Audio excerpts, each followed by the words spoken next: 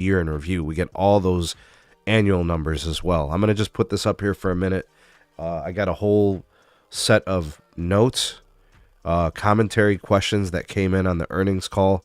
The Big Stank, Big Pascal, they were talking, fielding questions. Vibes. I want to start by saying the market, Wall Street, beat up AT&T today to the tune of about a 3% to the downside. So I don't know if that's how things ended, but that's what I saw the last I looked. Again, we don't do financial advice on this channel. We're not financial advisors. But looking at the way that the stock got treated today, the market overall, I think like the S&P was positive. So, you wouldn't say, well, it was just, the market was down today. No, it was 3% to the downside for AT&T. And I think some of that is warranted. I think there are a couple things that maybe caused that. But the quarter was really good and the year was really, really good. And, the theme from Stanky, he basically said, for 2024, we're going to do this again. So he liked 2023. And he wants to do the same thing in 2024. So if he wants to do the same thing in 24, then why the hell was Wall Street so down on the day, right? So let's take a look at some of these numbers. And I guess at any time anyone on the panel wants to kind of focus in on something, feel free to do so. Let's just develop it. Yeah, Moose. There is one clarification on that one, on the talk track. The entire telecom industry was down today. Yeah, but why was it down, Moose? Why do you think it was down? There is a conspiracy now that I have to address this. Conspiracy? Wait, hold on. Here we go. If the entire telecom industry, Cha-Cha, is down, what does that mean? And by the way, yesterday the entire telecom industry was up. What does this mean? I'm not going to tell you what the answer is yet, but think about it like this. Verizon yesterday reported growth, right, at the cost of a lot of revenue, right? But they still reported a growth. Wait a minute. Hold up. Calm your ass down, boy. No, come on. Hold on, B. Let him finish. Yes. Go ahead, Moose. Finish your thought. B, you'll come in right after. Calm down. Okay. Yes, Verizon grew. Very excellent, right? They grew at the cost of significant revenue, right? Because in their first page was a significant decrease year over year of revenue. Now, what's interesting, it's not a disagreement here. It's just facts. Literally, their first page showed it. So, it's interesting that on one day that Verizon reports the entire industry is up. I'm talking across the board, okay? And then the next day, the entire industry is down when AT&T reports, right? Does this signal that there is a confidence issue by the large investors on the telecom industry? No. Because it doesn't make sense that on one day it's up and the second day the entire industry is down. Are they signaling that there is a confidence issue, that what the CEOs and CFOs are saying is that there's going to continuously be this growth because eventually, right, everybody's going to have a secondary line or third lines in some cases. A lot of people in the community have that situation where they have multiple lines. But the question is there a confidence issue? It can't be coincidence that only the telecom industry was down from the S&P. So, go ahead. I don't know if that's true, Moose. Go ahead, B.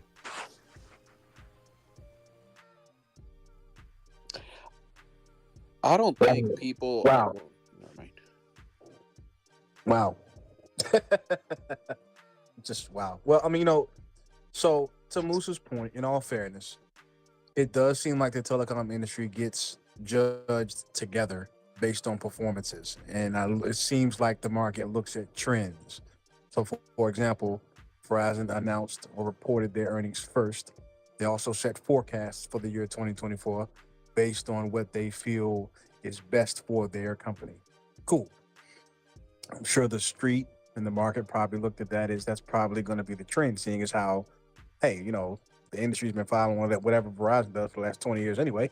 So, I mean, it makes sense for them to want to do the same, or for them to do the same going forward.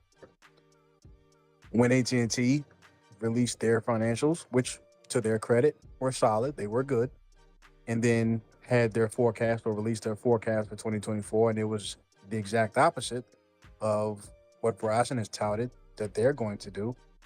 I think the street responded accordingly. You have a company that is well over $100 billion in debt, yet they're continuing to spend elevated levels in capex. And I think the street pretty much did a thumbs down to that decision. I'm sure AT&T and their leadership has reasons for continuing to spend. The use cases and everything are there for that money. I mean, they're still pretty far behind as far as the build out on 5G midband and whatnot. And I'm sure they still want to try to cover as many addresses as possible with their fiber and all that kind of thing. So I mean, I'm sure they have things that they can do with that money. But when you're $100 billion plus in debt, I'm sure the street's looking for some reduced spending.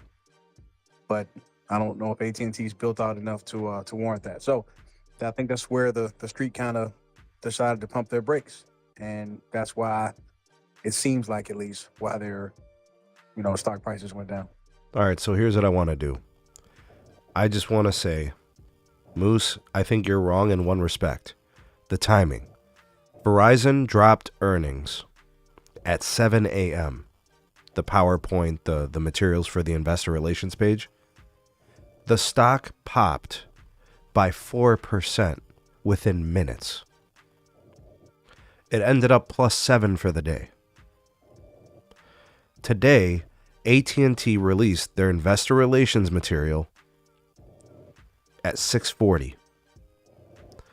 The stock dropped by 2% immediately.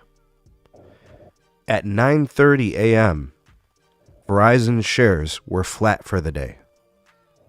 They didn't drop because AT&T dropped, or they didn't drop on their own accord because of telco. They dropped because AT&T dropped, right? So it was today, and it was AT&T that was responsible for the telco drop.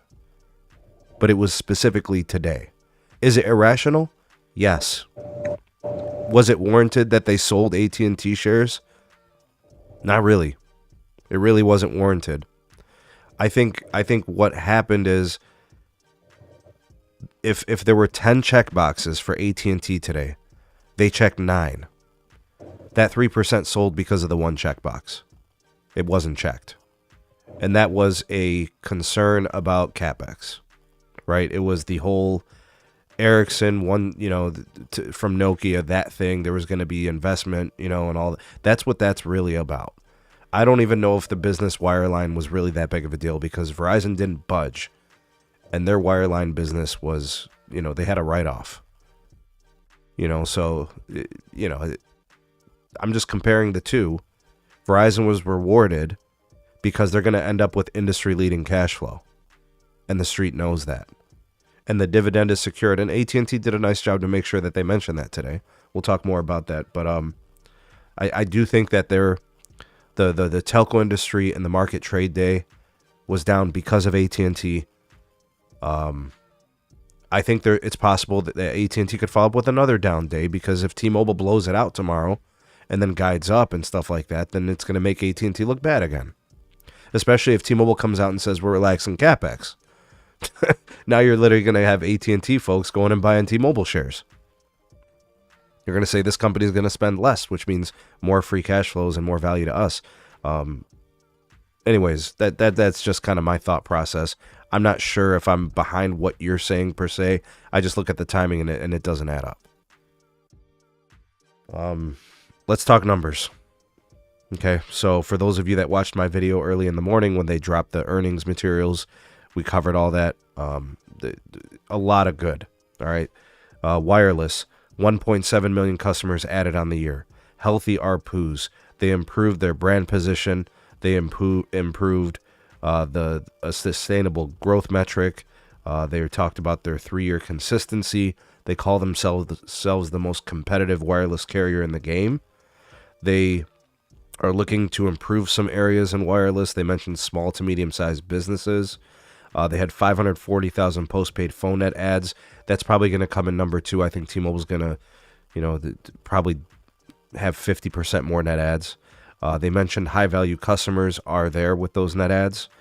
They did take a couple of shots at Verizon early on in the earnings call, saying they don't grow that much. They have higher churn. I thought that was kind of a direct shot at Verizon, but they didn't call them by name. They called them their closest competitor. But then they also followed up with some respect, talking about how Verizon and T-Mobile are both doing exactly what they should be doing and operating their business. So I thought that was kind of interesting that he chose to do that. Network-wise, we're at 210 million pops of mid-band 5G. T-Mobile said, AT&T says they are the convergence leader. They have the best potential. They have the owner economics at scale. They say that they're in the best position for convergence moving forward. And financially, they spoke to their margin growth, their revenue growth, their EBITDA growth. $6 billion in cost savings is helping kind of buoy some of that free cash flow. $2 billion more in cost savings expected by 2026. They raised guidance. They increased cash flows. The business wireline declines are identified. Looking to address that. The $6.4 billion in free cash flow for the quarter, $16.8 billion for the year. They mentioned price action as going to continue to be something that they can improve and do more of next year. Be on the lookout for that. CapEx 21 to 22 billion for the year 2024. They mentioned that there is going to be project spend. So what B was saying is real. I think that's why some of those investors bounced. And this was really smart by Pascal, bro. Pascal is very smart. What he did was really wise. When he talked about the CapEx for 2024, he also gave the free cash flow for Q1 of 2024. He said they are going to have 2.4 billion in free cash flow. You know why he did that? Because he saw what happened last Q1. They came up with 1 billion in free cash flow, and the stock was devastated. If it didn't go down 8%, I think it went down 10%. So he right off the bat, salvaged whatever horrible things could have happened if they would have, guided differently. So I think that was really smart to do that. Stanky said in 2024, they're expecting huge growth across the board. Revenues, free cash flows, net ads, fiber, EBITDA, cost cutting. The only exception to all their growth is going to be the copper. That'll continue to be decommed and kind of wind down. Expenditures, he said everything they're doing is 5G and fiber focused. He spoke about Ericsson and Nokia a little bit. That was impacting the earnings per share. That's what Pascal said. C-band does have some interest, but it's the last year of that, so that cost will no longer impact the earnings. Some of the quotes, he said, very soon, this is Stanky, he said, very soon in the near future, we are going to have choices, freedom with our capital, optionality to make moves beyond the balance sheet. And he said, we will focus on the shareholder. I thought that was a cry to the investor to make sure that they didn't leave, right? AT&T Internet Air, they now have 93,000 customers, 35 markets and growing.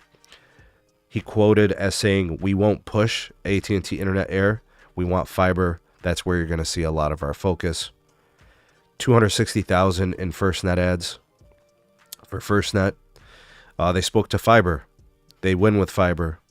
The base grows at 1+ million annually. That's 6 years in a row. 273,000 fiber ads for Q4. Revenue growth in fiber.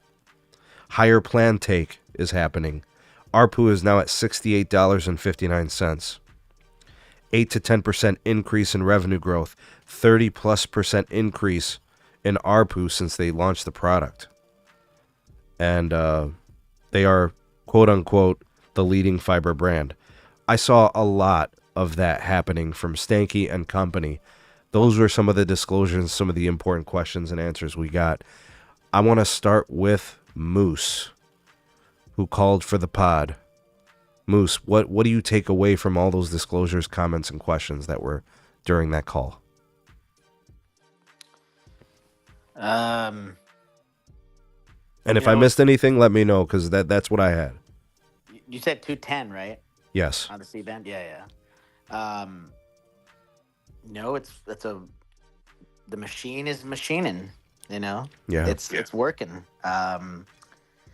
You know, what was it? The capex for last year was 24 billion, right? Yeah, at least. And it went down only 3 billion. But at the same time, the comment that Stanky made of, there's going to be some potential things that we can do with the capital. That's going to be interesting. What does that mean, guys? Maybe some M&A, maybe some stuff. Who knows? And Share buybacks. there's a lot of different opportunity, right? I think it means that AT&T is going to be footing a lot of the bill for this Ericsson swap out because per this article from Fierce Wireless, it says specifically that there's no evidence of any material finance incentive from Ericsson to complete this deal. In fact, AT&T stated that they will be reducing their exposure to vendor financing. Our conclusion is that AT&T is taking this step for operational reasons, not financial reasons. Yeah. That's what it sounds like to me. This quote unquote sweetheart deal that Ericsson allegedly gave AT&T was a whole load of baloney. Well, that's what I think the capital's going towards. That's yet to be seen. That's just one publication saying this. But really, remember, we haven't even seen what is really happening yet. There's still so many questions yet to be unanswered. Here's the theme, Moose. It's a good point. Here's the theme from Stanky. Do it again. He loved 2023. He wants to do it again. Isn't it funny how AT&T brought up Verizon and T-Mobile brings up Verizon, and Verizon doesn't mention anything about either one of those two carriers by name? Why is that? That's the way it's always been. Good answer, Sneed. Good answer. Because you've got a leader and 2 followers. Yep. So despite all of the flair and financials, and we're leading and we're at a position of strength and all that, Verizon was still the leader in free cash flow, despite a quote unquote reduction in revenue because of the growth. Still led the industry in free cash flow. Still led in EBITDA. Wireless service revenue, those things improved as well, increased again. Fixed wireless access is still growing. Files are still growing. Now you have phone net adds that are positive by the tune of 300,000-400,000. So we don't have to hear about Verizon doesn't grow for 90 days. Thank God. So we can end all that for now. I mean, hats off to AT&T.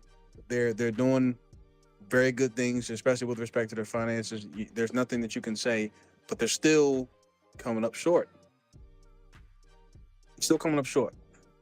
And I'm still questioning what the direction of the business is. You're increasing your capex and whatnot. You're staying above 20 billion. I'm guessing so that you can continue building out your mid-band, but you don't really want to invest all the way in internet air. It sounds like you just want to have that product just to say that you have it, but you would prefer to be on, to push customers onto fiber. Okay, but does that mean you're going to build fiber everywhere you can within your footprint in America? If so, that's going to take 15 years. So you're going to keep capex this elevated for 15 years? Yeah, to speak on that, they had, I think it was like 67,000 internet air additions this quarter, but at the cost of 214,000 disconnects on their DSL service. So they talk about it being a copper catch. Well, you're only catching about 25% of those customers. So well, here's the thing. Here's the thing that's happening there. There's 2 main factors. So EM, the mathematical discrepancy there is facts, but what has to be considered is when you listen to John Stankey talk about fixed wireless access, he does not like internet air for the consumer.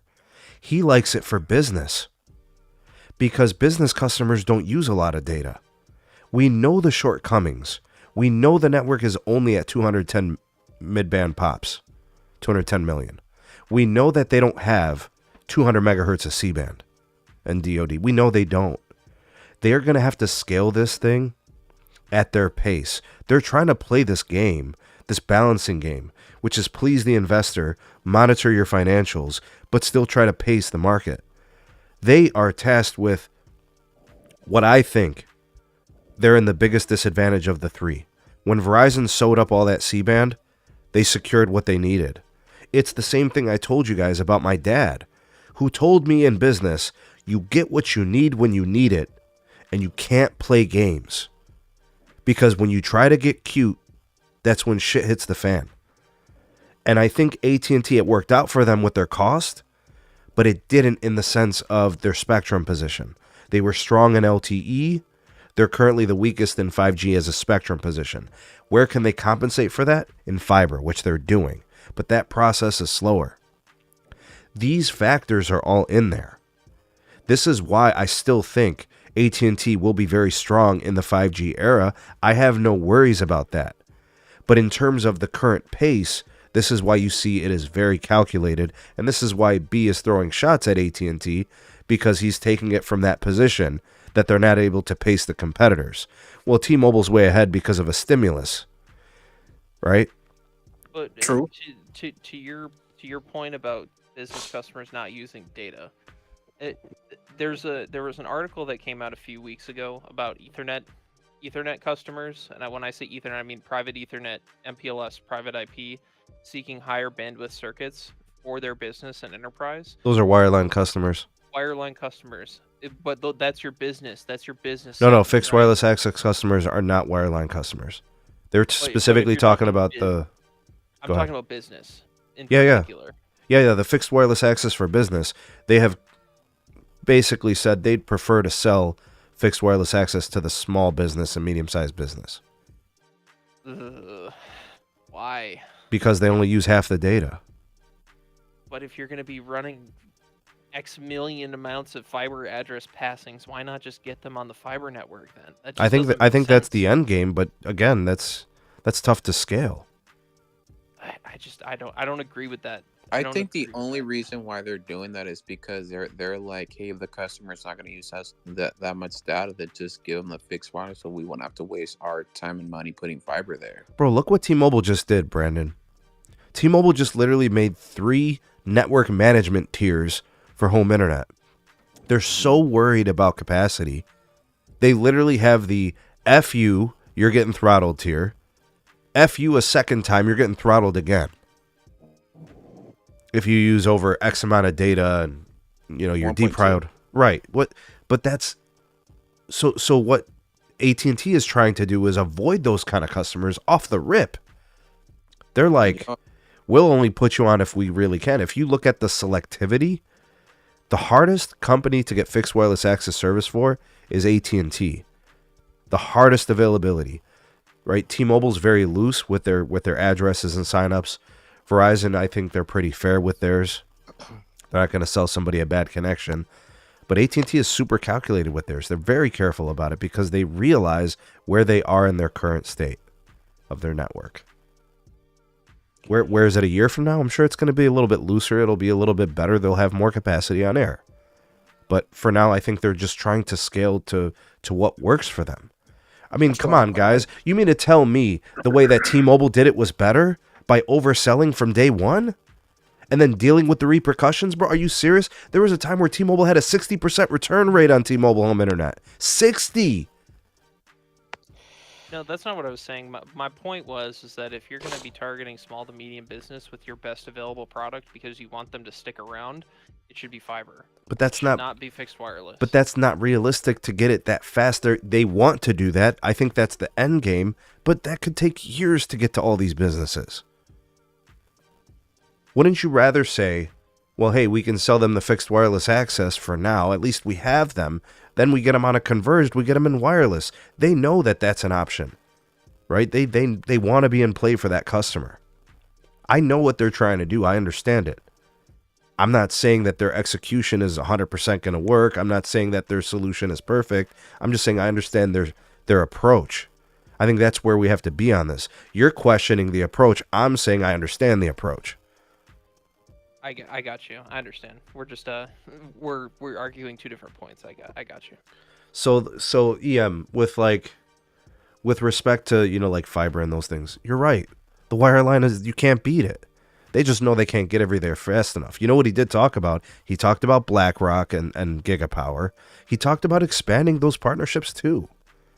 So if they were to continue to work in that space of like joint ventures, don't you think that bodes well for their business? I do. I'm just not the idea of going in on these joint ventures from an internal motives perspective just seems a little risky to me, especially when you're dealing with a company like BlackRock. It's just, what's the risk? What are you kind of thinking?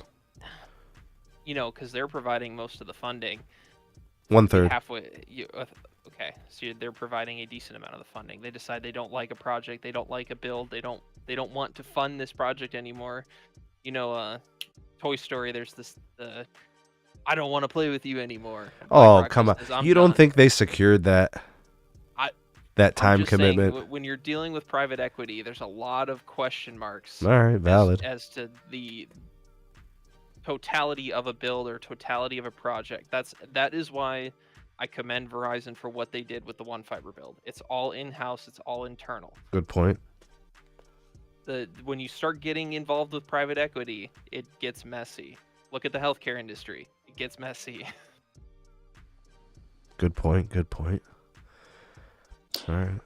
I actually don't believe in the AT&T Air product. I think honestly, I think from what they released, it's garbage, and it only goes up to 140 megs, which I think in the near future it should actually. Is that go confirmed, B? Huh? Is that confirmed, Brandon? That's what it says on their website. It's up to 140 megs. Their old fixed wireless used to only go 25 to 3, I think. Or so it was wireless something. DSL. No, the old fixed wireless. They didn't really advertise it, but that's what it was, and it was capped at 350 gigabytes, and it was $70 a month. Oh, you're talking about that one where they would actually like mount something on the side of your house. Yeah. The premise equipment was outdoors. I remember that. Yeah. Yeah. They just don't seem like they're all in on fixed wireless, but yet they seem to be spending a lot of money developing the product, which seems counterintuitive to me. It seems like a waste of money. If you're going to be all in on fiber, be all in on fiber. The copper catch narrative that they're trying to push seems really, really misguided to me. Like, you'd be better off spending the money on the development of this product towards building more fiber. If that's what you want to be known for, Mr. Stanky, shine up that head and fucking put the money towards fiber. Seriously. I'm sorry. You can't have your cake and eat it too. Like, go all in on fiber or don't. But don't tell everyone that you're going all in on fiber when you're not.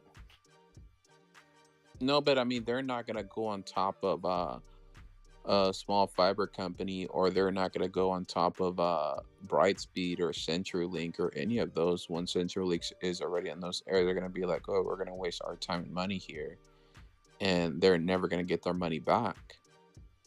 Well, overbuild the passings that you're decomming the DSL. There's so many addresses within their ILEC footprints that they refuse to touch. Yeah. But yet they're all in on fiber. But we're going to offer you this crappy fixed wireless solution as a stopgap that many people in this community have tried and have all said it's terrible. I mean, AT&T likes to play eeny, meeny, miny, mo.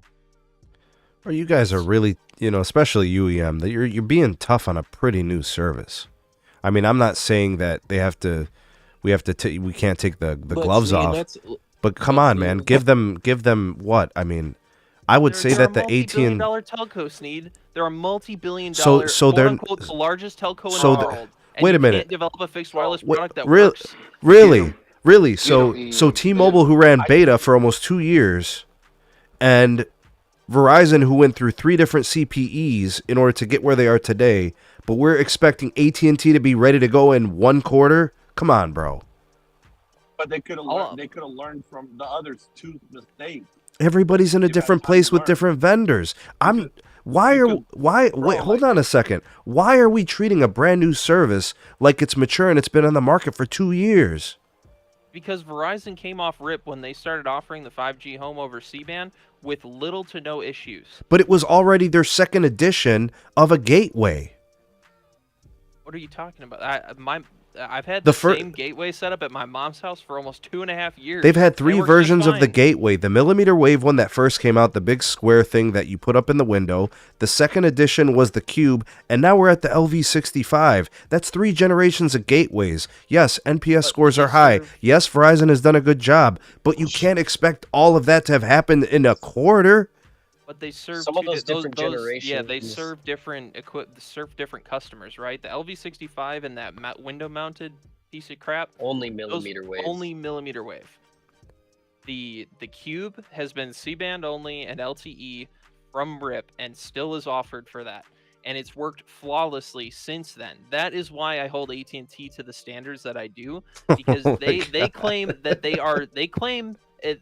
Biggest telco, you know, we do everything, you know, blah, blah, blah, R&D, Bell Labs, but you can't make a freaking product that works. Yo, you guys are off another- base, man. Wow. No, but Sneed, another thing is that they said a year and a half ago that their main focus was fiber, and then they're gonna take out the damn egg out of the damn garbage and give. I don't it to understand. people. You guys said you wanted them to do fixed wireless access. They do it, and now you're mad. But No, they I'm don't do mad. They it should have right. been doing it 3 AT&T years ago. Yeah, if AT&T wanted to do fixed wireless and they wanted to compete in fixed wireless, then they need to do it to the fullest extent that they're capable. You know of what doing, this but they're reminds me not. of? You know what this reminds me of? You buy a girl flowers because she asked you to. You hand them to her. She throws them on the ground and shits on them. That's what you guys are doing. But where's my 100 gig backhaul? Where's my It's terabit still coming. backhaul? It's still coming. That thing is still coming. Even though you guys are trolling, that 100 gig backhaul is literally the only thing after 10 gig. Literally. Sneed, Sneed, why you? Tell me where the Sneed, optics are for 100 gig. Tell me where they are. Sneed, why you sound like AT&T Keon right now?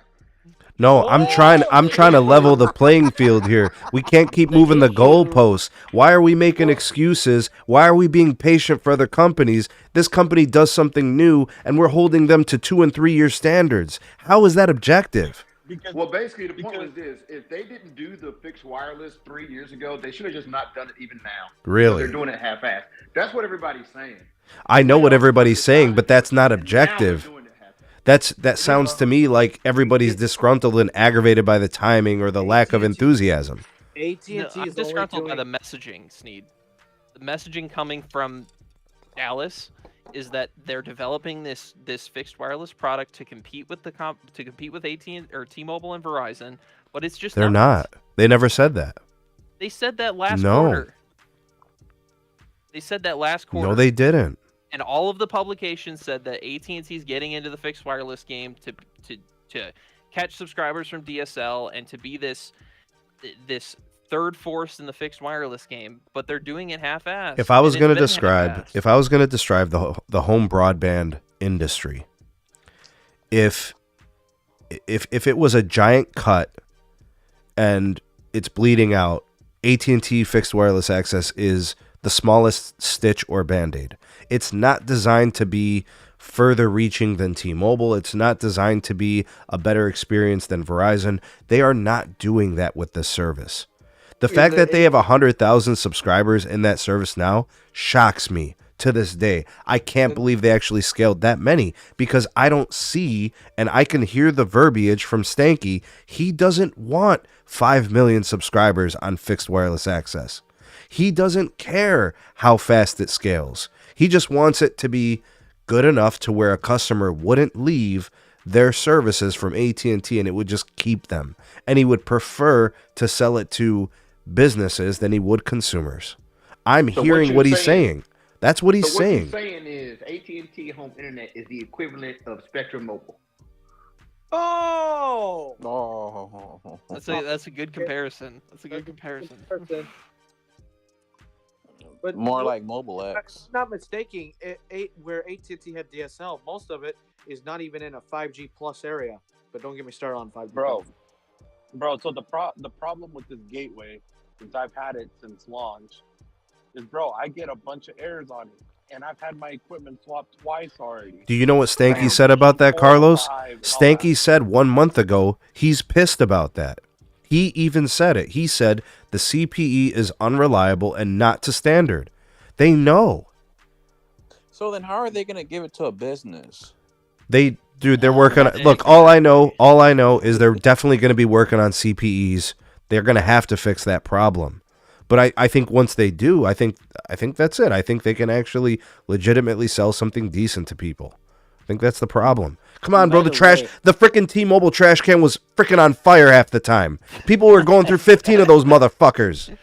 And then here's the other thing that people forget that for whatever reason they neglect every single time is that AT&T services Verizon and T-Mobile cell sites.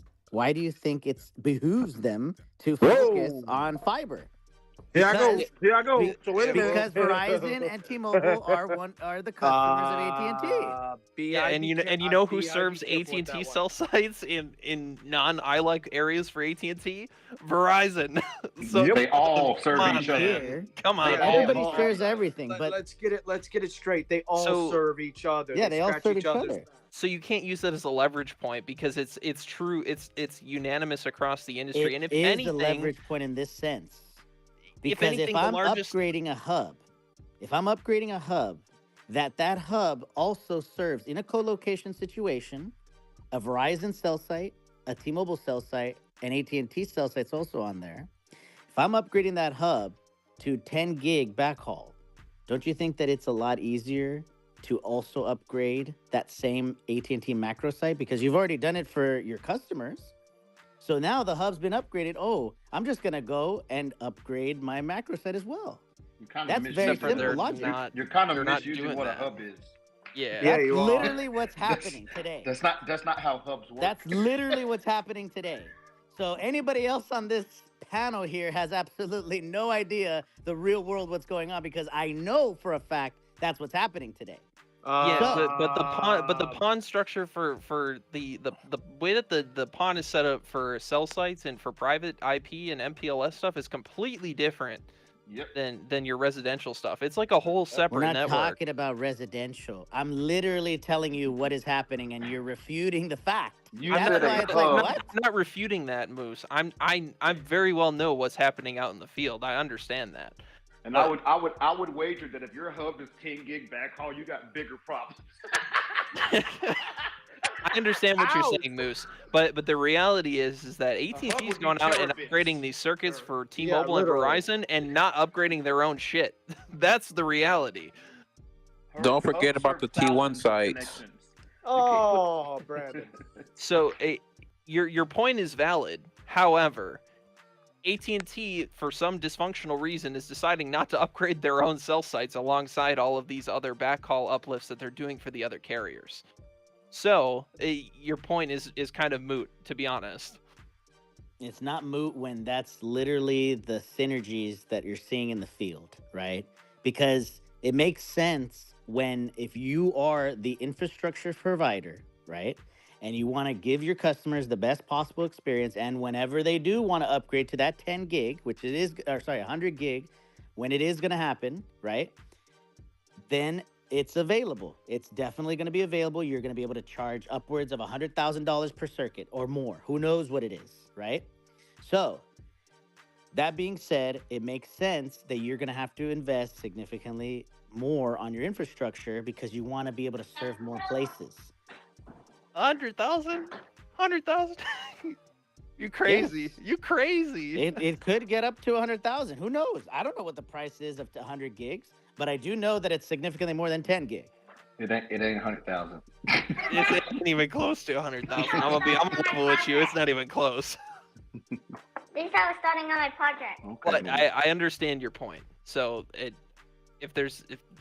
we can segue to something else that was highlighted in the earnings call, I would be very happy. But I understand where you're coming from. I still cannot believe a hub has 10 gig circuit. I hope not. I mean, if it's the U2000, I guess that'll work. Yeah. Yeah, they got an OC 192 coming in there.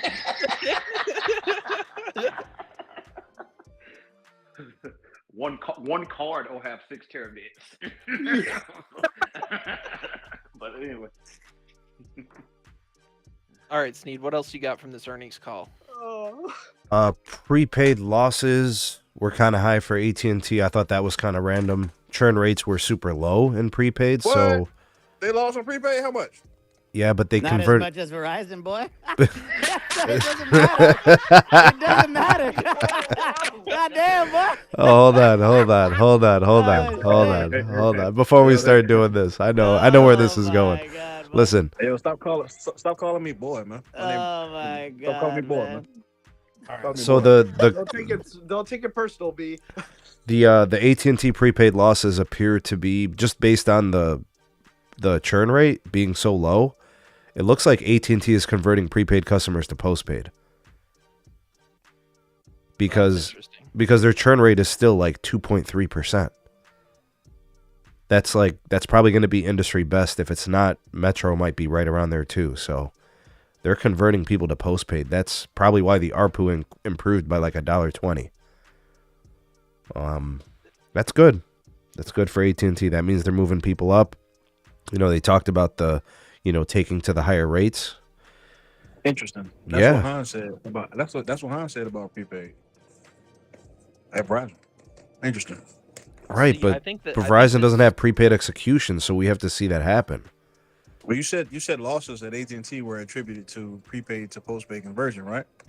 The prepaid Oh, losses oh. at AT&T can only be explained by postpaid because the churn rate was so low. Do you know what the churn rate was at Verizon specifically for prepaid?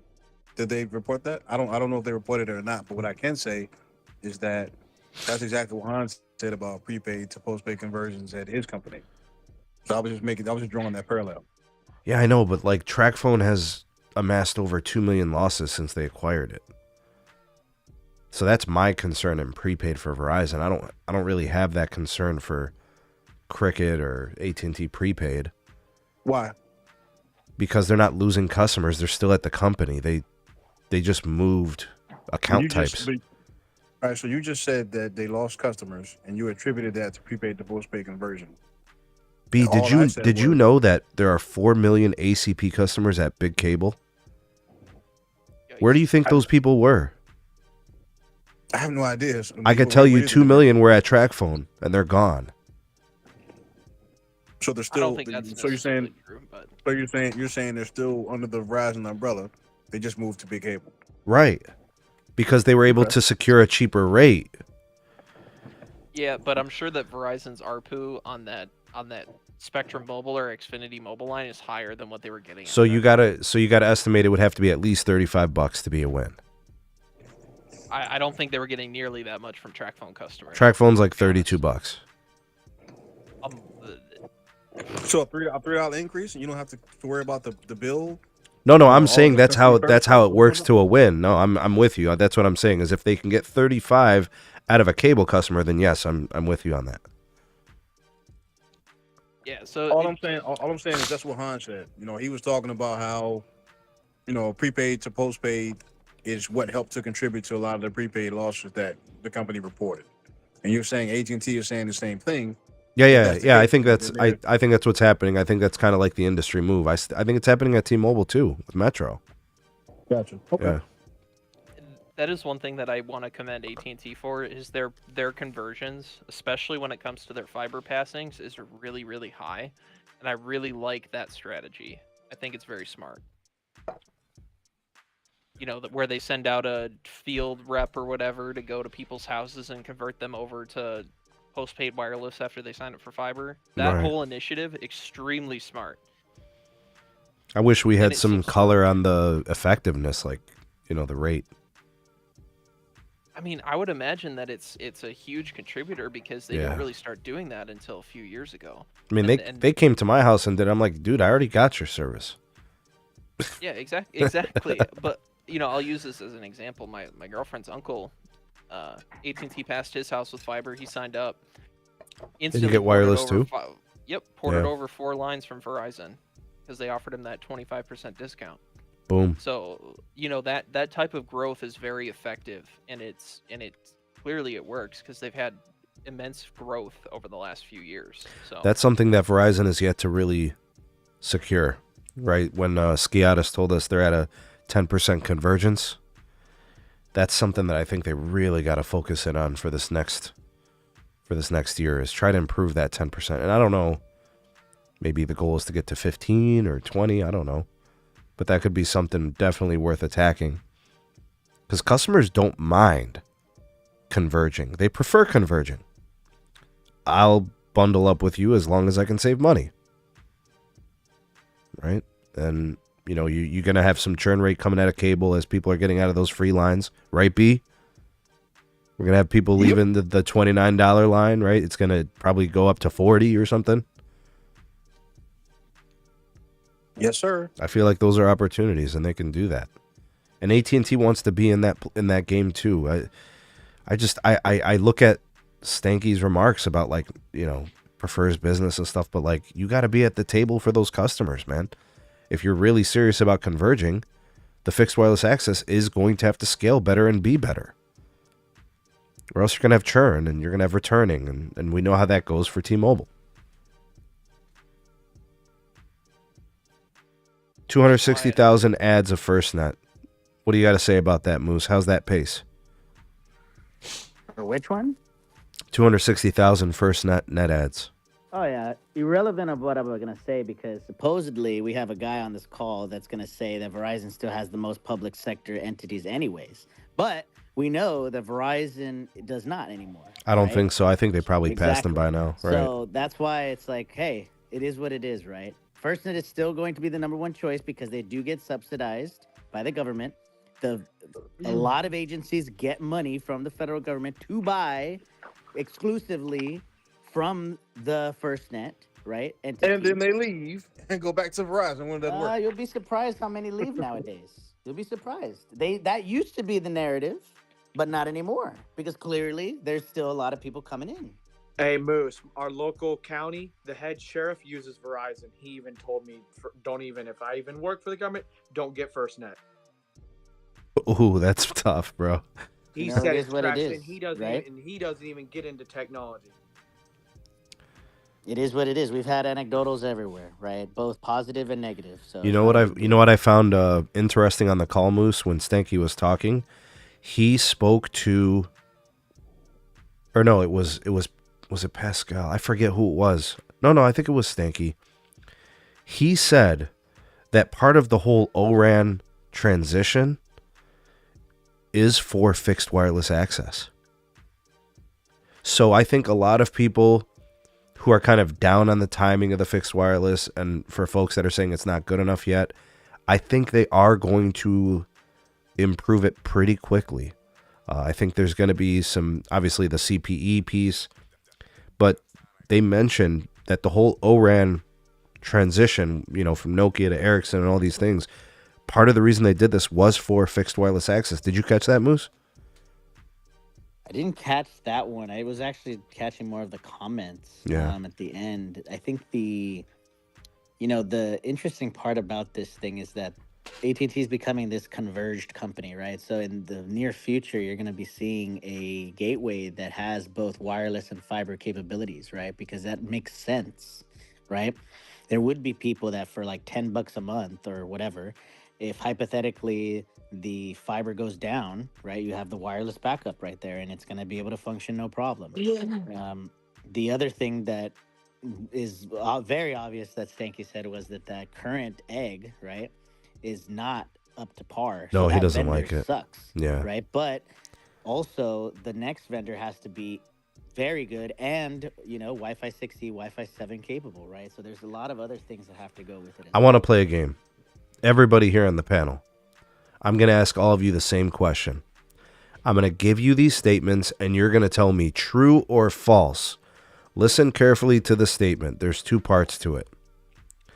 The statement from John Stankey, the CEO of AT&T. He said, "We are the most competitive wireless provider, and we are the best wireline provider." Carlos, true or false?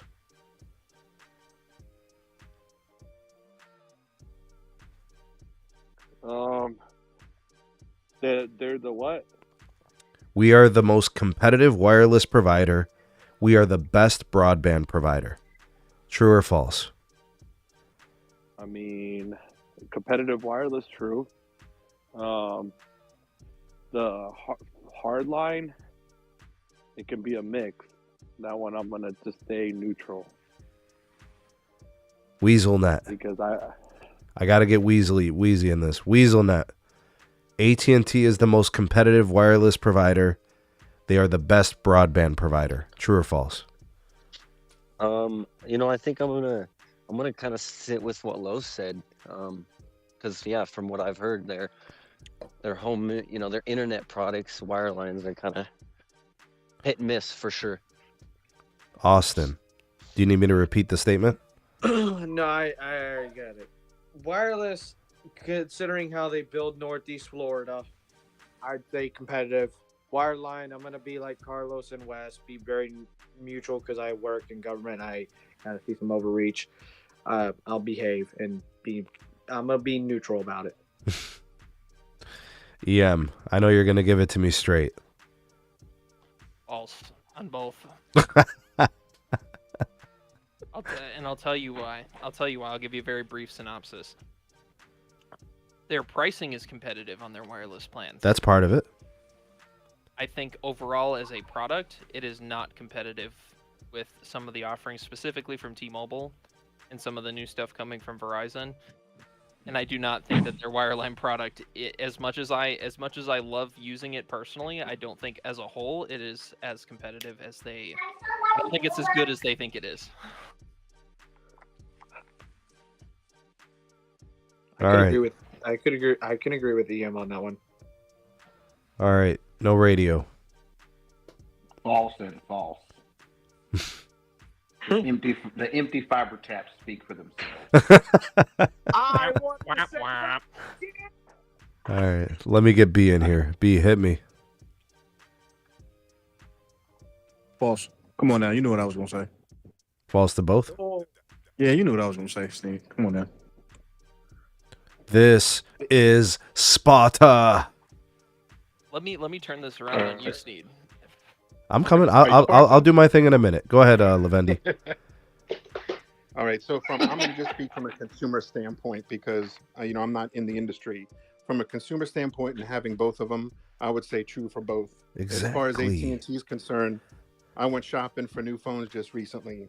AT&T is giving everybody deals. AT&T is giving signature discounts. AT&T is competitive. They want that business, guaranteed. And then I have AT&T wireless at the house. AT&T fiber. I have the 1 gig plan. I had Fios when I was in DC. AT&T is great here too. I have no issues with them. Barely zero downtime. So I would say true for both. All right, EM, turn it around. What do you want to ask me? If you had to, well, I guess you wouldn't know because I don't think you've used Fios. If you had to choose between any of the fiber to the prem products available on the market, whether it's Google Fiber, EDS, AT&T Fiber, Fios, CenturyLink, who would be your choice and why? Google Fiber, because I can get 20 gigs for $150. Oh! Okay. Wow. And I know the uptime is there and all those things.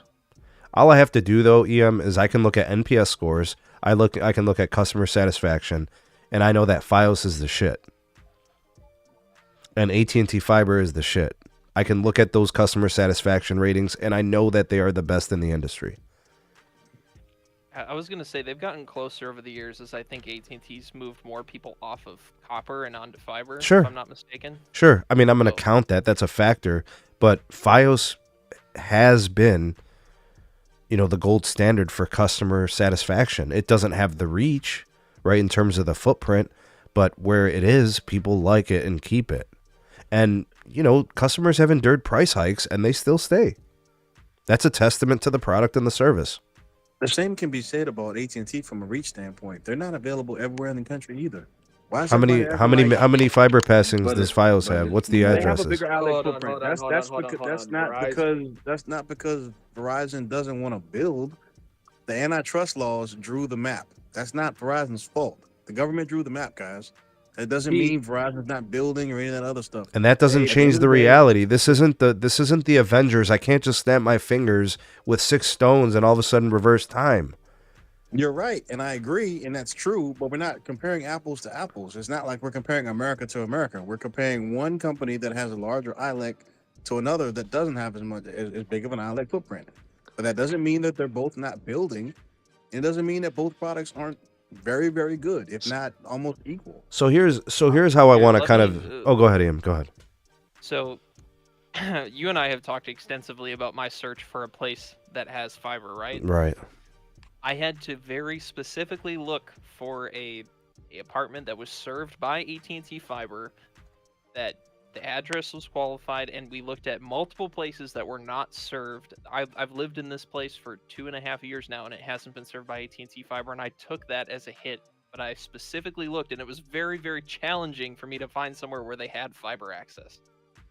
And the only reason that the new place that I'm moving to has AT&T Fiber, or I knew that it had AT&T Fiber, is because the first thing I did when I went to go look at during the showing was I opened the telco cabinet in the utility closet, and I saw the ONT sitting there. This is how you know he is a real nerd. Right.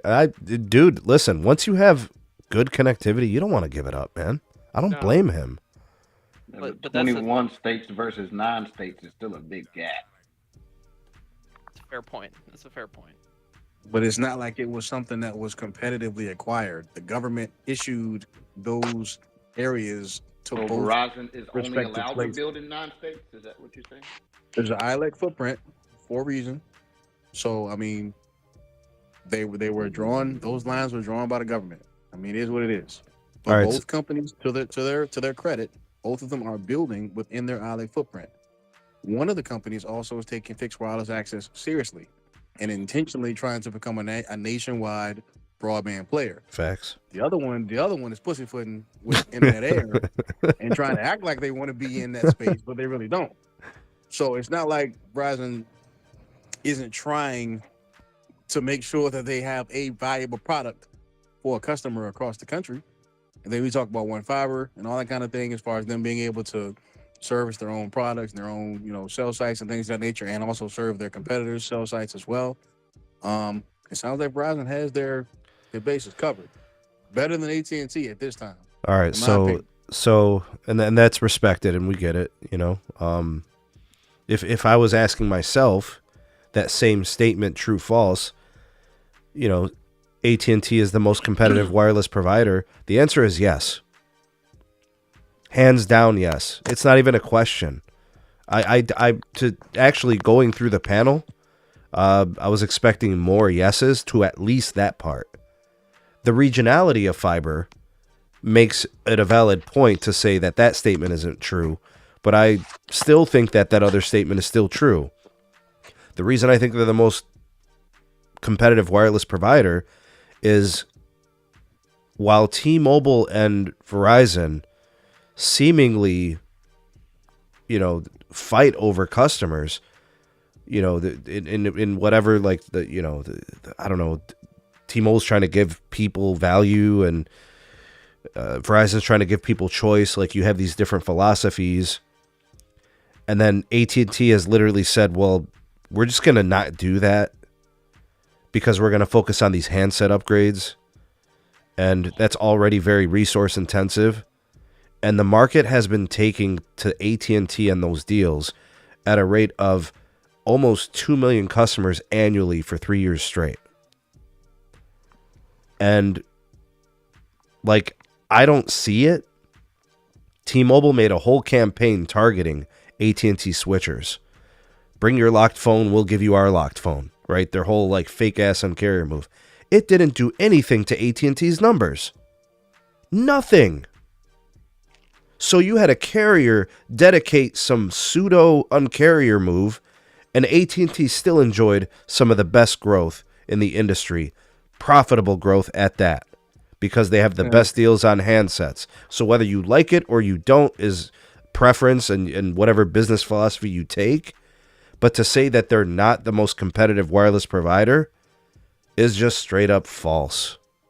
Depends on what you consider. They also have a very good network nationwide. It's modern. It's good. You know, their plans, people are they offer discounts that people like. You know, FirstNet's an option for people that qualify. They have something for everyone with respect to service. I told you years ago why they keep falling on their face with stuff. I told you why. When I worked there, I told you what it was. Go ahead, no radio. Go ahead. They don't consistently provide good services to customers. Like, for example, I don't mean like how good does the fiber run. I mean, you call AT&T to get service, and next thing you know, you might spend a month and a half just trying to get something activated. Are you talking about wireline? All the above, because, you know, they try to bundle stuff. So say you call in, right, and you tell them, I want to get the service, and immediately they want to sell you the cell phone service, and they want to add all this stuff on, right? Well, you go through all that loophole, right? And they say, yeah, our internet's available at your house. But then by the time the guy shows up, they don't actually have fiber in your neighborhood. I've seen Stuff that. like that. Yeah, I've seen that. Yeah, that's true. That's facts. And if you go into forums right now, even on AT&T's community forum, that is all you will see. They're literally killing themselves. It ain't even the quality of the network. It's their lack of continuity between all their departments and their sales and footprint that they offer services in. Yeah, but what I'm saying is to the wireless piece as a competitor, they got the largest network in the country.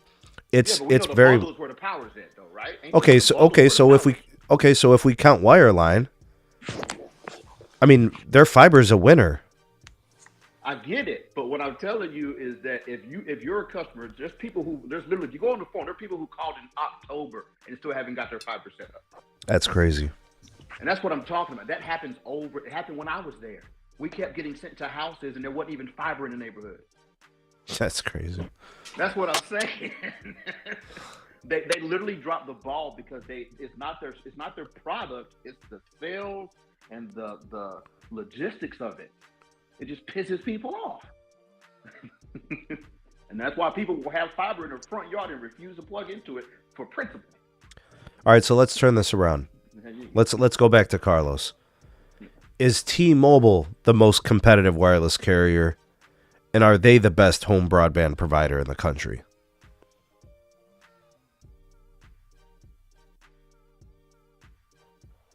No. Sneed, can I answer that? Yeah, go ahead, Brandon. So I actually look at Quarkers news a lot on a daily basis. I follow them and stuff like that. And I feel that fixed wireless right now is still a beta product, and I feel like there's still a lot that could be fixed, but it's overall it's still maturing a little bit. But I feel that right now we're at the early stages of fixed wireless. So are you basically saying that no fixed wireless access provider could be considered the best broadband provider? Huh? So you're basically saying that no fixed wireless provider could be considered the best home broadband solution? I mean, it's only the best if your ISP is not the best or you don't have any other options. But so then it's just like being the best on a bad block or something. Yeah. So like for example, when you had Cox, you would probably rather have T-Mobile or Verizon fixed wireless. Yeah. That's facts. But a person that has had HughesNet for years and they see $50 to $80 for fixed wireless, they're gonna go ahead and run to that, knowing that it's probably available to them, because you're gonna go from 50 to 80 milliseconds on the ping versus on HughesNet 700-800 on the ping milliseconds. WeaselNet, T-Mobile, the most competitive wireless carrier, the best broadband provider in the country. Is that any of that true? Question number one. Maybe they used to be. I would say not so much anymore. And then, as far as the best internet provider, probably would have to say no. Mainly because the way they managed or the way they handle the things that everything's added, CG added. I don't believe that to be, a true home internet product. Got you. Austin?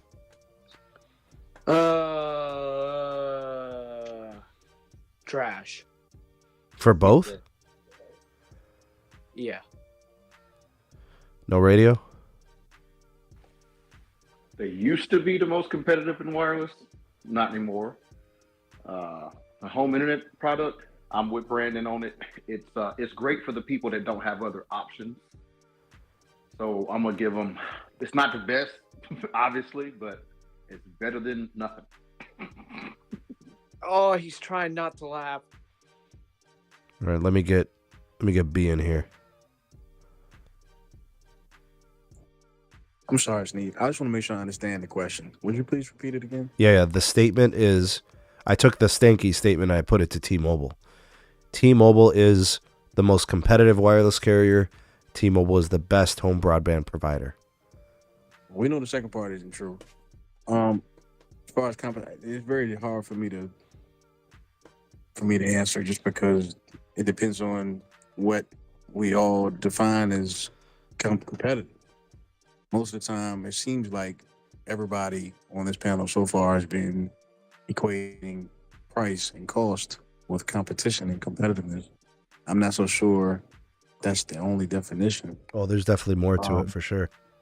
Yeah, I mean, for me, network prowess is competition. That's where I want to see carriers compete, because from a pricing standpoint, all three carriers are priced very, very much in line with each other. So it's literally like a $20 difference between all three carriers. So we're not talking about huge amounts of money anymore. But the performance does change from carrier to carrier. So I don't know. I mean, for me, competitiveness is, a company willing to invest heavily in its core business, in its network, and, the things that people take for granted until they can't do anymore. So I don't know. It just depends on how you grade and define competitiveness. It's not always about price. Okay, Not so always about it's $20 personal. a month. It's personal. So go ahead and do your thing. I mean, my answer is no. I mean, I know Okay. T-Mobile's not for either of those things. I don't think AT&T is either. It depends on how you define Neither is Verizon in certain areas. Well, I mean, none of the carriers are going to be great in all areas. But, I mean... Yeah, but I would say on a national scale, you can make that evaluation, It's very regional based, to be honest. Zero Cool. We're asking the question. Well, it's really two statements, and you just decide true, false. AT&T said, well, John Stanky, the CEO, said, AT&T is the most competitive wireless provider, and they are the best home broadband provider. Are those statements true? Oh, I would say, remind me again, who's got the most FWA subs right now? T-Mobile. Okay, both those statements are true. Okay, I'll tell you why. They have went from back in the day, number 4, okay, all the way up to number 2. They consume the carrier. They're competitive. They have the best pricing. Well, number 2 in what? And for the postpaid subs. Yes. Yeah. Number 2 in what? Postpaid subs. The number 2 carrier. So when did that happen? Are they not number 3? No, they're number 2. I'm not playing. When did that happen? Oh, T-Mobile doesn't have more customers than... No, that's what he's saying. He's saying T-Mobile's number 2. Okay, I'm sorry. I apologize. I thought you were talking about AT&T. My apologies. No, Go ahead. Okay. No worries. My bad. No radio. My bad. I'm sorry. My bad. So that's why they're competitive. They jump from 4 to 2. They still offer, really competitive pricing. And as far as the FWA piece, they've got more than Verizon. How does that happen? It happens because the availability, number one, they offer the FWA product, everywhere with the T-Mobile Lite, and plus, they market it better. How much you see at least, oh geez, at least a 50 to 60% more marketing for T-Mobile's FWA than you do Verizon's. They're selling it better. They market it better. Okay, so in that, because they're doing that more competitive, they have more subscribers. So their network will surely follow, right? So I think both those statements are true. Verizon just needs to figure out. See, Verizon is not necessarily. Yes, they market the FWA, but here's the thing: they market their network more as a whole. Like, okay, we have the greatest network. Go choose your products, right? T-Mobile is more centralized, where they got the happy dancing and here's our home internet, blah blah blah. They're more specifically focused on certain products, but there's the thing that works. It's like slammed advertising in your face. If you think of FWA, you ask a person that doesn't have fixed wireless access, you explain to them what it is, and I guarantee you the first words out of their mouth will be like, "Oh, I saw a T-Mobile commercial about that." So I think both those statements are true. All right, so we got to do the last carrier. Let's do Verizon. Carlos, is Verizon, well, the statements, right? Verizon is the most competitive wireless carrier, and Verizon is the best home broadband provider. Are those statements true? Competitive? Not really, but broadband? Yeah, I can say it is. Because even their fixed wireless product acts like an actual home broadband solution, unlike the competitors. WeaselNet. I'm gonna say the same thing, and on that note of the home internet product, I would definitely deem it a very good, close contestant to a home internet product, because it doesn't allow you to have a regular IP address, and there's basically no hurdles, unlike T-Mobile home internet. All right, Astino, what say you? I haven't tested the Verizon home internet, but from what I'm hearing, it sounds better than T-Mobile's, and their trash can. I'll just leave it at that. But for the other side, the wireless competitive, I'm gonna agree with Carlos. No radio? Yes and yes. Brandon?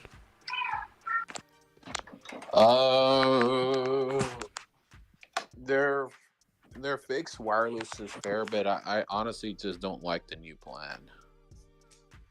I don't like that they capped the home internet at 1080p, but I would say all three of them now are pretty neutral in the urban areas, and then pretty much outside the urban areas, it's pretty much anecdotal.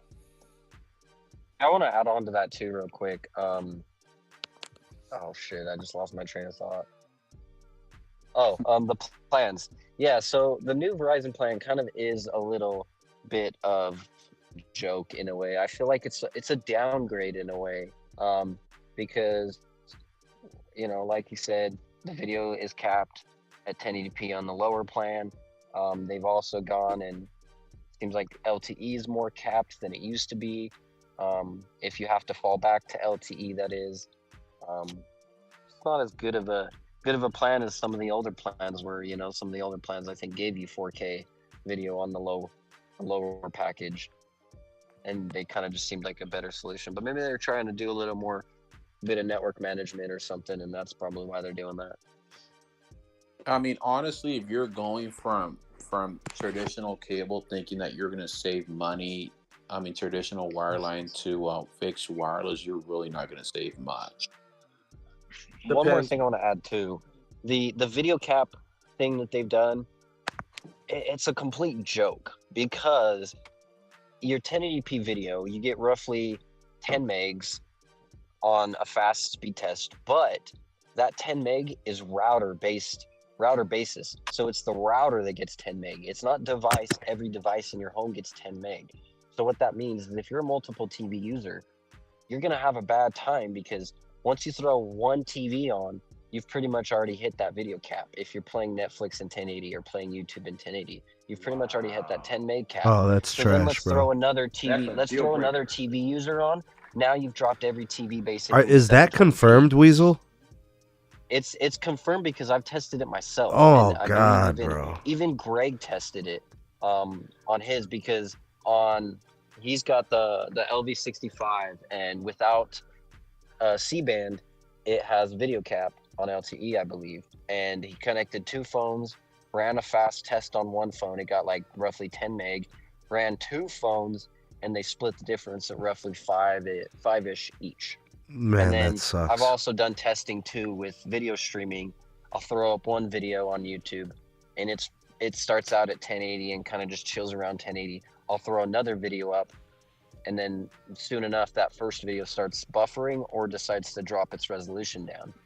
So I feel it's not, there's probably not a way to realize like and cap it at device level until maybe IPv6 becomes more popular. There might be a way they can do something with that.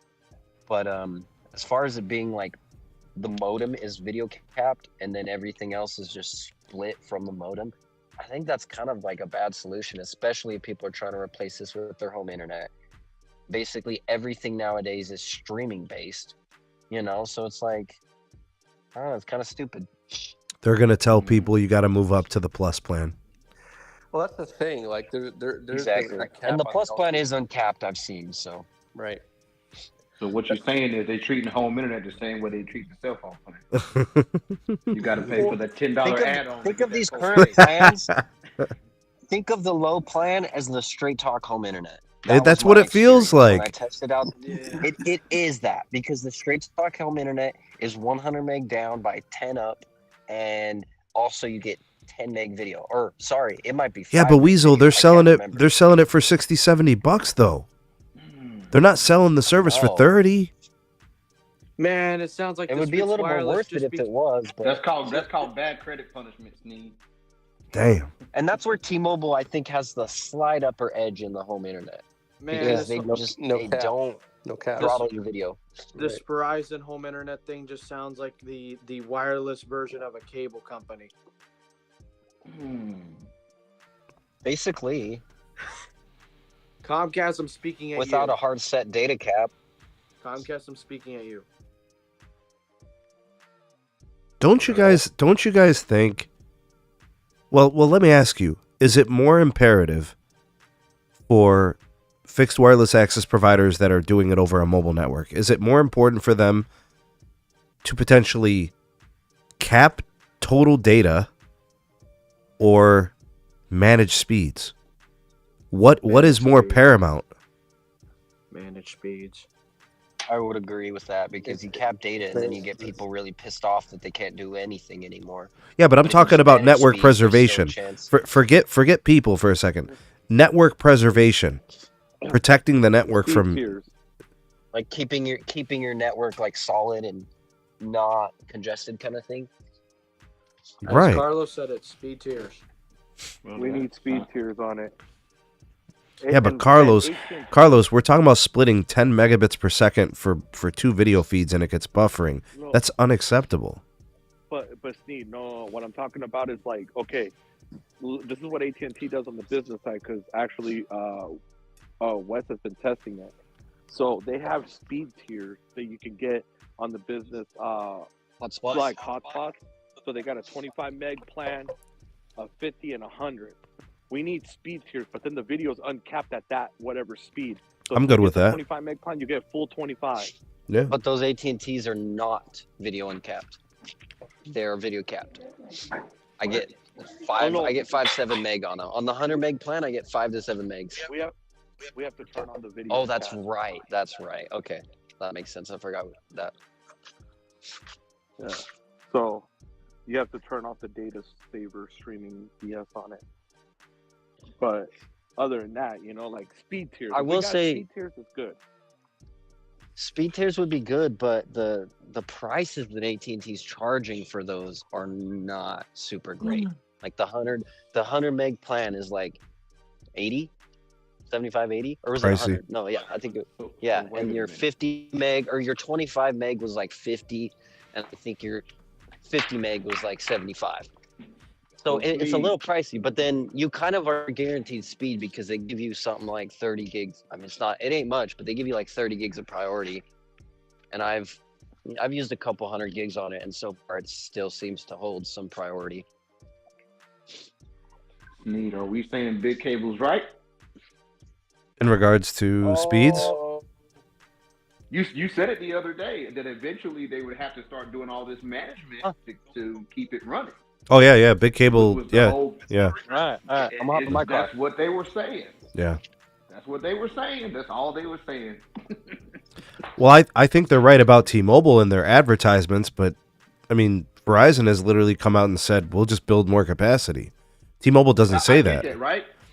But the Verizon plan changes say that they're going to do this in the meantime while they wait to build, which is capping video to 10 megs on a router, not Facts. on a device. Facts. That's what I'm saying. So Yeah. it's the same kind of stuff happening. They're backpedaling a little bit. That's all I'm saying. Yeah. Well, I don't think they expected to grow this fast. I mean, they knew they were going to add customers, and I know Verizon said 4 to 5 million by 2025.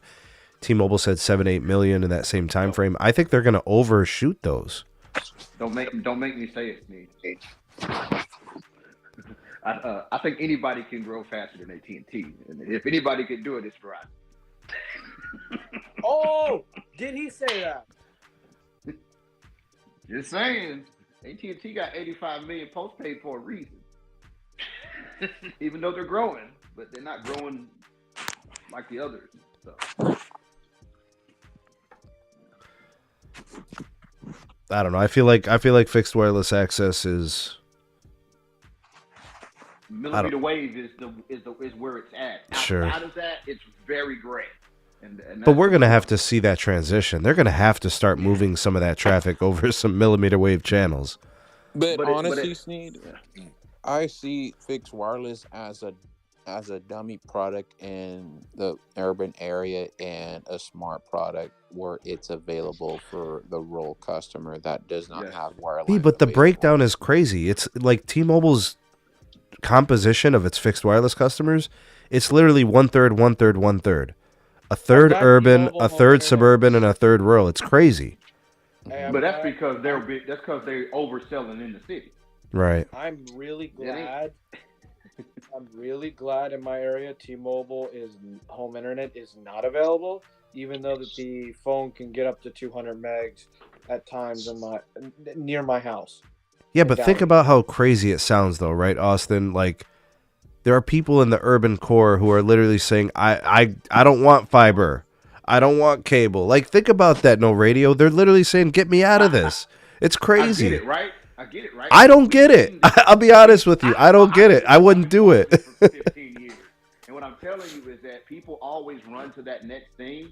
And they think the grass is more greener on the other side. A lot of people backpedal later. And that's what I'm saying. I've seen it happen over and over. They think the grass is greener on the other side, Sneed. And then once they find out that grass ain't as green as they thought it was on that other side of that pasture, they're like, nope. So, Austin, what you're telling me is they saw the barbershop quartet of the dude from Scrubs singing in the front yard with that other dude, and they're like, yo, I got to have that. Bingo. Come on, bro. All I'm saying is I can find empty fiber taps all over the place. When I say empty, I mean not a single customer. 16 port taps, no customers. Like, there's a reason. I don't think Stanky wants to talk about it, bro. No. Shit. Come on, Lowe's. I was in an apartment complex yesterday, Sneed. 16 port fiber tap. Not a single person in that building wanted the fiber. Why? I don't know. Don't have a clue. What, you don't ask them? I got 290 customers in that node. Damn. I could care less. And if you look at the area, there's like 300 houses. So maybe 10 people took the fiber. That And hurts. we're not talking about new fiber. We're talking about fiber that was done 8 years ago. So it ain't like it just got finished and the people haven't got on it yet. No, it's been there. Sometimes It I just- wthey Sometimes I wonder, like, what the hell's going on? AT&T dropped their own ball. Yeah. That's all I'm saying. So what would their penetration rate be if they actually executed in some of those places? Well, in theory, their penetration rate should be 100. In theory. In if theory. if coax is that bad, right? Well, In theory, coax in and of itself, coax is not bad. I think some providers are just bad, right? I'm exaggerating, obviously, but I'm just saying in general, like if fiber is the next frontier, then why is their penetration 30%? Ooh. They skip neighborhoods. Oh, did I say that out loud? No, when we say penetration, though, we're saying it is Fiber's there, and how many people are taking it. Some people just don't want it. They'd rather stick with. Like Brandon. Take him for example. I know he's got AT&T fiber at his house. He uses the Comcast. There you go. Dude, some people just hate AT&T too. They got a history, bro. Yeah, but what the problem though, Sneed, is the same complaints that the new people are talking about are the same ones the old people were. So something didn't change. That's all I'm saying. Are they the same? Are they the same things? It's the same complaints. Yeah. It's like when you call them, they don't want to come out. They want to charge you too much money to fix it. They do say they're coming and they don't show up. The only gripe I have right now is the pairing between Xfinity and Peacock is a nightmare. That's the only complaint I have right now. But honestly, Sneed, like AT&T literally bought a satellite dish and then bought Bugs Bunny. And buried both of them. Yeah, they sold both of them. Bro, why you try to act like you just accurately portrayed the last 10 years in telco? He tried to just simplify it to Bugs Bunny and a satellite dish. See, Brandon, you ain't shit, bro. Seriously. I'm just saying, didn't DirecTV have like 28 million subs before AT&T touched it? Yeah. Bro, you know damn well DirecTV was laughing the minute they shook hands, bro. They're like, yo. It sounded like a fart. Yeah, exactly. Well, just remember, they only bought DirecTV because they didn't want to build fiber. So they keep playing this game where they don't want to finish. Like they start stuff, and then they don't want to finish it. So they try to find a way around it. Yo, Carlos, you out there buying ice cream, bro? What are you doing, dog? Bro, I'm here at the Culver's from hell. Did you get the cheese curds? No, I got the buffalo chicken. How tenders. dare you? The cheese curds are the bomb. Well, I shouldn't say they're the bomb. They're probably that's your ass. They're probably better in Wisconsin than they are anywhere else. Toilet bomb. well, that's what the Weasel and I are up to right now. We're about to. All right, guys. We're probably gonna be in the American Standard Holocaust. All right, guys. Tomorrow's gonna be the T-Mobile earnings. What are we thinking? What's the vibes? Are we gonna see a lot of strength? Are we gonna see some weakness? 1 million net adds as usual. It's gonna be the same old song. So nothing's changing. They're still gonna be the big growers. They're still gonna do that whole thing. You know what? See, one of the things that I was thinking about yesterday. Growers, not showers.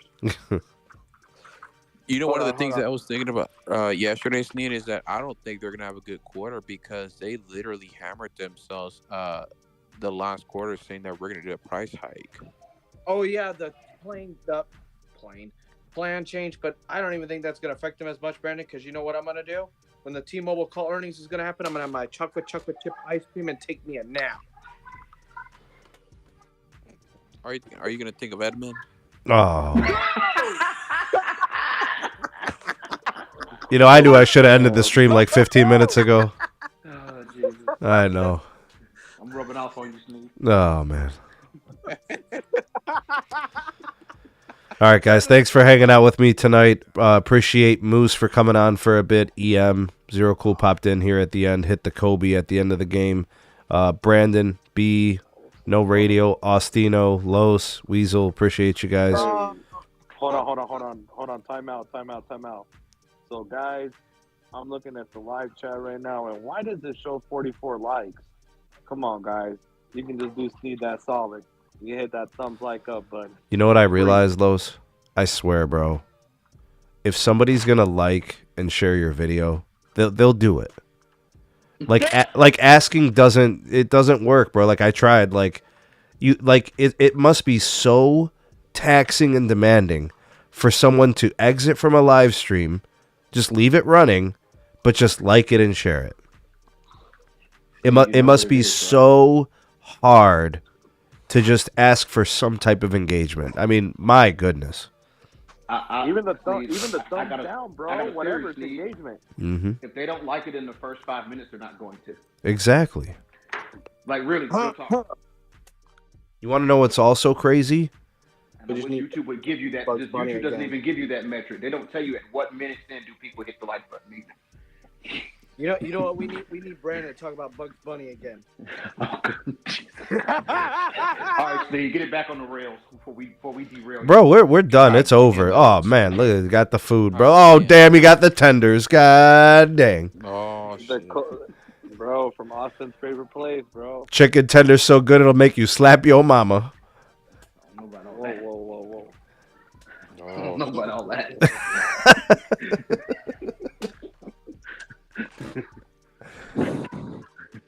Yeah, I swear I remember that. You guys remember what was his name, man? Was it John Witherspoon? Barbecue. Yeah, that was where that was from.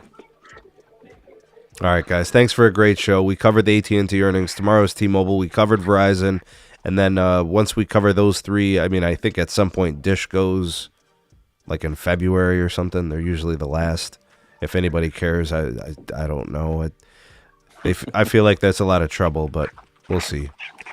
Thank you, everybody who was watching. Thank you for engaging with the content. My members, my patron supporters, my mods, thank you guys for all that you do. And we out this piece.